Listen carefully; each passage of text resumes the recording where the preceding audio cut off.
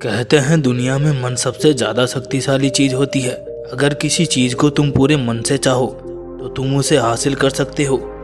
ये मैं नहीं कहता, ये सभी महान पुरुषों का कहना है। लेकिन अगर ये सत्य है, इसमें सच्चाई है, तो जो हम अपने मन से चाहते हैं वह हमें हासिल क्यों नहीं होता। वही कोई भी इंसान अपने मन से दुख तो नहीं चाहेगा, लेकिन वो रहता तो दुखी है। हर इंसान अपने मन से तो कामयाब होना चाहता है, खूब पैसा कमाना चाहता है, लेकिन फिर भी वह कामयाब नहीं हो पाता। भला दुनिया में ऐसा कौन सा इंसान होगा जो अपने मन में ये चाहेगा कि मैं नाकामयाब रहूं या मैं पैसा ना कमाऊं। सोचने की बात है। तो इसमें दो चीज़ निकल के सामने आती है। या तो वह महापुरुष जिन्होंने की ये बात बोली कि मन से चाहे चीज़ हासिल हो जाती है, या फिर हम गलत है। आज की कहानी जो सुनाने वाला हूँ उसमें आपको एक ऐसा मंत्र मिलेगा, उसे समझने के बाद आपको एक ऐसा मंत्र पता चलेगा, इससे आप ये समझ पाएंगे कि अपने मन से कोई भी चीज़ कैसे करवाई जाती है, मन में किसी भी बात का बीज कैसे बोया जाता है। ये इस कहानी से आपको अच्छी तरह से समझ में आ जाएगा। और इससे आप ये भी समझ पाएंगे कि आकर्षण का नियम यानी कि लॉ ऑफ अट्रैक्शन कैसे काम करता है। कहानी छोटी सी है लेकिन बहुत ही गहरी है। इससे पहले कि आप इस कहानी में खो जाएं, इस चैनल को सब्सक्राइब जरूर करें। चलिए शुरू करते हैं। एक बार की बात है, एक आदमी के जीवन में दुखी दुख थे। वो जो भी काम करता उस बेचारे का वो काम पूरा नहीं होता। घर में आता तो घर में कलेश बना रहता, किसी से कोई मदद मांगता तो कोई उसकी मदद नहीं करता। ऐसा लगता था कि चारों ओर से दुखों का पहाड़ उसी पर टूट पड़ा है।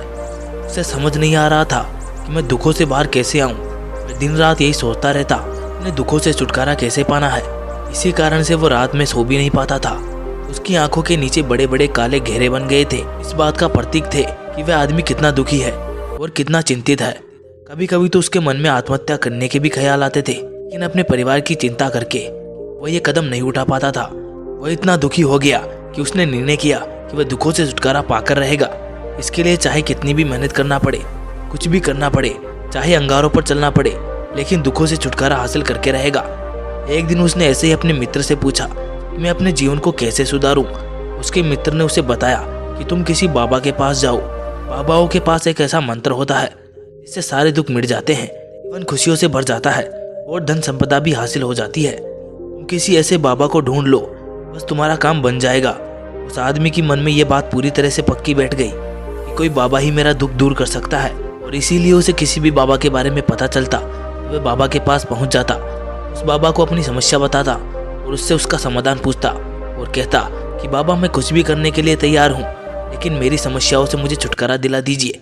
आप जो कहेंगे मैं वह करूँगा, लेकिन मेरे जीवन को सुधार दीजिए। बाबा उसे कुछ टोने टोट के बता देते थे करने के लिए, और बदले में दान दक्षिणा लेते थे और कहते थे कि ये टोना टोटका करने के बाद तुम्हारे घर में सुख शांति बनी रहेगी।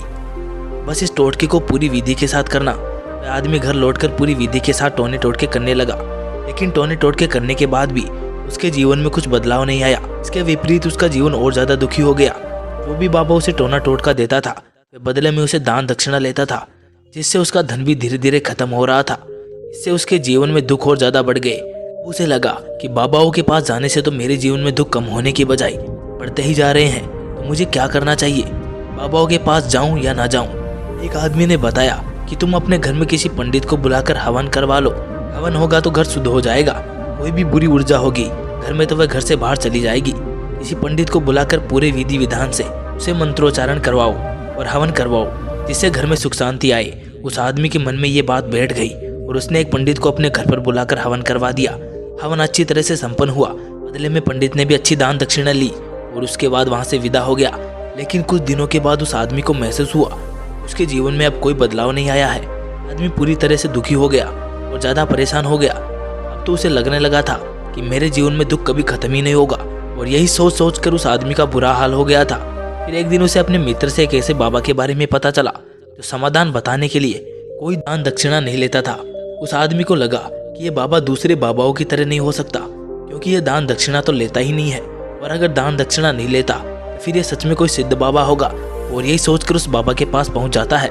जब वो आदमी वहां पर पहुंचता है तो वह बाबा ध्यान में बैठे हुए थे। ये देखकर वह आदमी वहीं पर चुपचाप बैठकर ध्यान से बाहर आने का इंतजार करने लगा। थोड़ी देर बाद बाबा ने आंखें खोली तो सामने एक दुखी और परेशान युवक को बैठा देखा। कि आंखों के नीचे काले घेरे देखते ही समझ गया कि आदमी अपने जीवन से कितना परेशान है। उसे संबोधित करते हुए बाबा ने पूछा कि बच्चा क्या चाहते हो। बाबा के पास क्या लेने आए हो?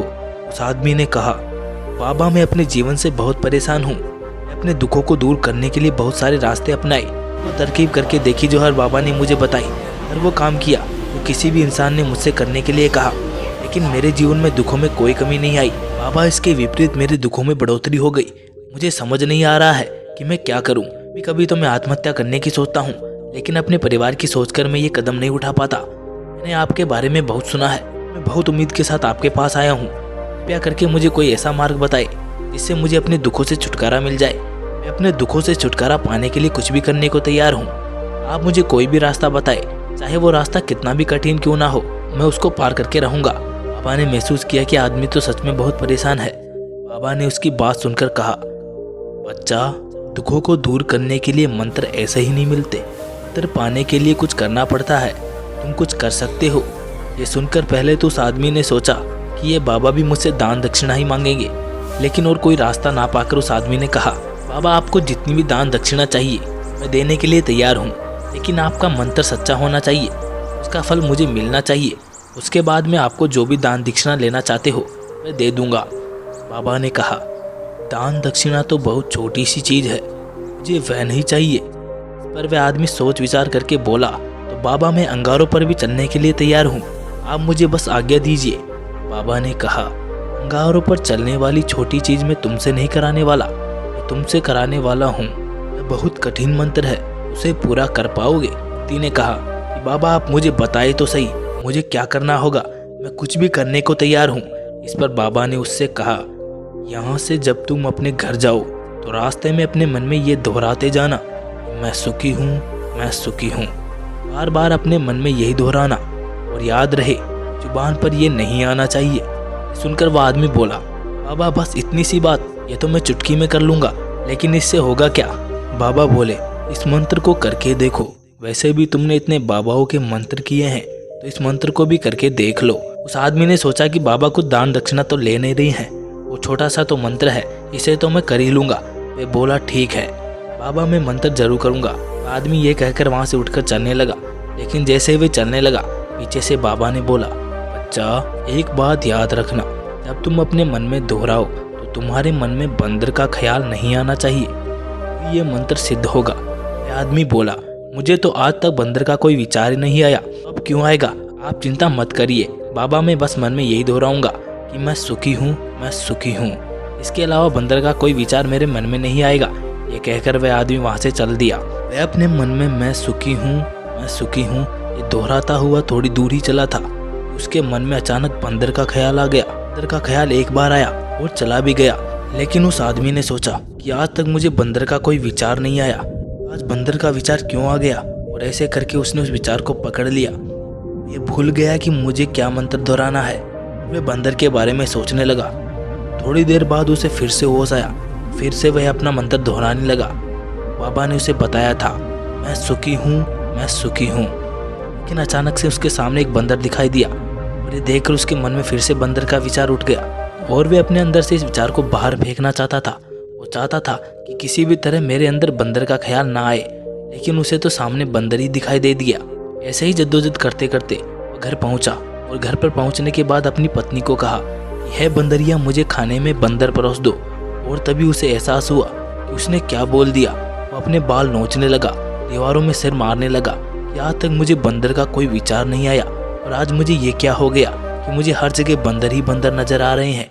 कैसी माया है? यही सोच सोच कर बाद में रात भर वो सो नहीं पाया। रात भर करवटें बदलता रहा, और सुबह उठकर सीधे उसी बाबा के पास पहुंच गया, और उसके चरणों में गिरकर कहा कि बाबा पता नहीं क्या चमत्कार हो रहा है, आज तक मुझे बंदर का कोई विचार नहीं आया, लेकिन कल से जब से आपने मुझसे कहा बंदर का विचार नहीं आना चाहिए, तब से मुझे हर जगह बंदर ही बंदर नजर आ रहे हैं। उस आदमी ने कहा कि बाबा मुझे तो आपके पीछे पेड़ पर बैठा हुआ बंदर भी केला खाता हुआ दिखाई दे रहा है, ये क्या हो रहा है?